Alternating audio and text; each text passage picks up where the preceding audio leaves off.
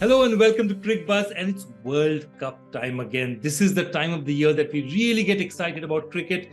It's a 50-over World Cup, and what we're going to do is we're going to look at the previous 12 editions of the World Cup and find some fascinating stories from there.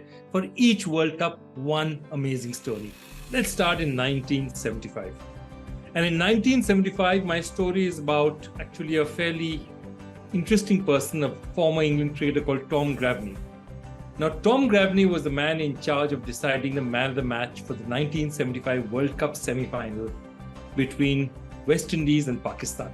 And Pakistan were actually cruising to victory. West Indies were 9 wickets down when Andy Roberts joined Derek Murray. And he thought the match was absolutely over. Sarfraz Khan had bowled very well, so he went to the bar, enjoyed himself a little, and when the match was over, he was called in. Obviously, once Gravney went off, things actually changed on the field. Derek Murray and Andy Roberts put on an unbeaten last wicket partnership of 64 runs, and they actually won the game. What happened as a result was that at the end of the game, Tom Gravney sauntered out and said, of course, the man of the match is Sarfraz Nawaz. And when he was asked that why is he been given the man of the match, he said, well, it's normally the custom for the winning team to get the man of the match, a player from the winning team to get the man of the match. And of course, he had not even realized that West Indies had actually won the match. Well, the next story is from 1979. It's the second World Cup and we are in England again. And England has a new star bowler. This bowler had a very distinctive style. He always bowled with his cap on. In fact, in a very crucial match against Australia, which was literally a quarterfinals because whichever team won would go to the semi-finals, he bowled brilliantly, got 2 wickets, scored just 1 run, but got 2 wickets. His name, Geoffrey Boycott. Yes, Geoffrey Boycott's bowling was actually quite a factor in that World Cup. He bowled very economically, took 5 wickets, and he was one of the reasons why England reached the finals of the World Cup. Now, that was 1979. Let's go to 1983, the first World Cup that we remember so very fondly, the first World Cup we actually saw live. So David Frith actually said that India probably doesn't deserve to play in this World Cup. And after that, we all know what happened. India went on to create a magic and went on to win that World Cup final.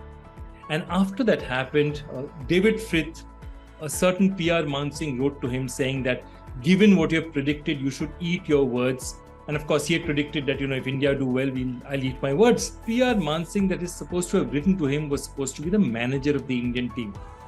And he always said that, I wrote to him and this is what happened. The truth came out much later. My co-author Abhishek Mukherjee found this out. It actually turned up that there was a situation where there was a Panwar Man Singh from the US who had actually written that letter. And when asked about it, he actually produced the original letter which he had with him. So the story did not just end with PR Man Singh writing a letter. It was a different PR Man Singh in the US. But whatever it was, Frith had to eat his words. The first match that India played in that World Cup was against Australia. We were playing at Chennai, and Australia had scored 268 runs.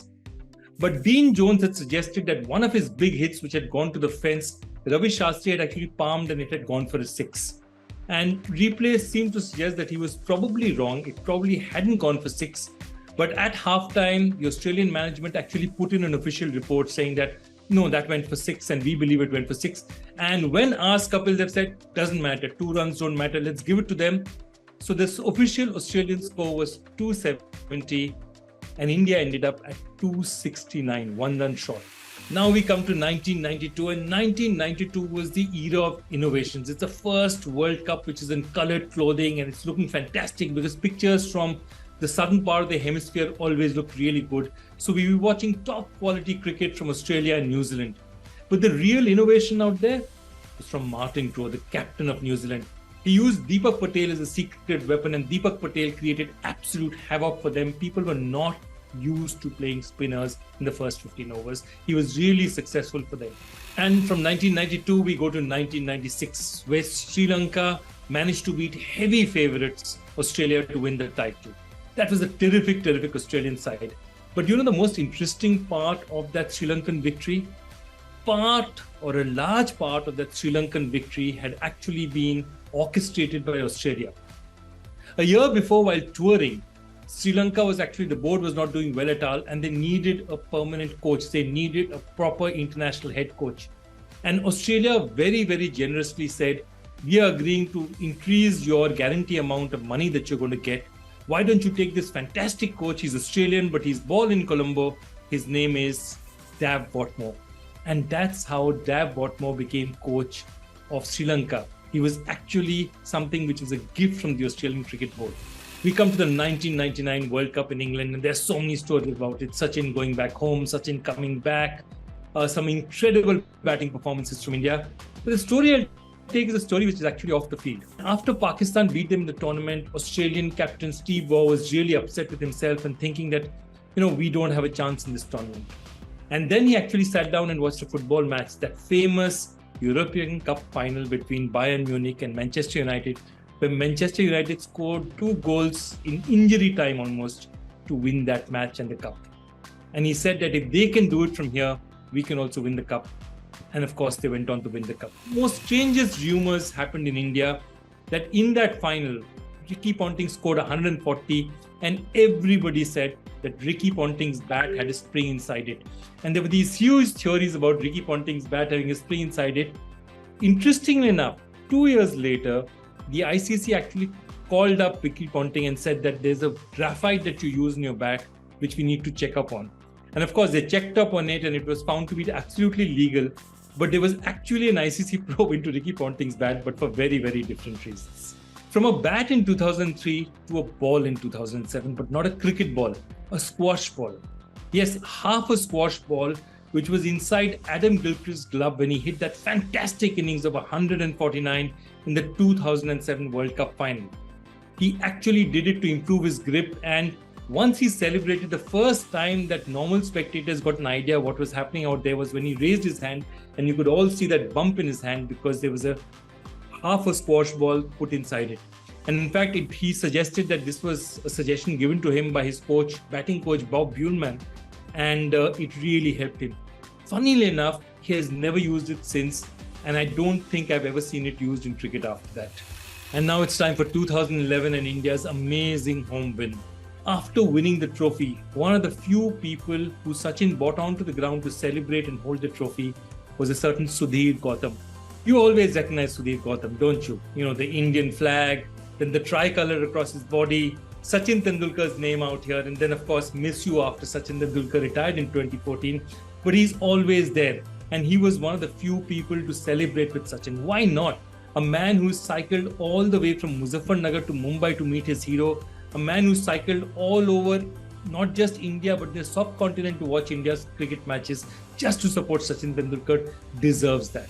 It's 2015 and we are still on fans. This time, a set of absolutely dedicated Indian fans. Well, they were not in the stadium.